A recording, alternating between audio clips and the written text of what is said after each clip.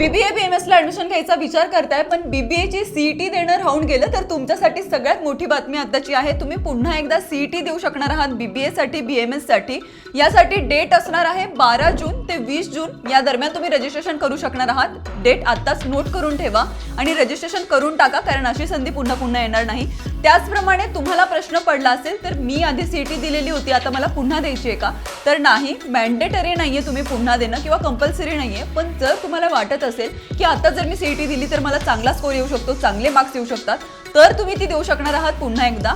कारण ऍडमिशन प्रोसेसमध्ये दिलेल्या दोन्ही सीईटी पैकी ज्या सीईटी मध्ये तुमचा स्कोर किंवा मार्क्स चांगले आहेत त्याच्या थ्रू तुमचं ऍडमिशन होणार आहे. त्याचप्रमाणे बीबीए ऍडमिशन प्रोसेसमध्ये काही हेल्प लागणार असेल, बीबीए साठी महाराष्ट्रातील कोणते चांगले कॉलेजेस आहेत, मला ऍडमिशन कोणत्या कॉलेजमध्ये मिळू शकतं, हे सगळे प्रश्न तुम्हाला पडले असतील तर आमची काउन्सिलिंग बॅच मिनिमम चार्जेसमध्ये सुरू झाली आहे. लगेच एनरोल करण्यासाठी दिलेल्या नंबरवरती कॉल करा.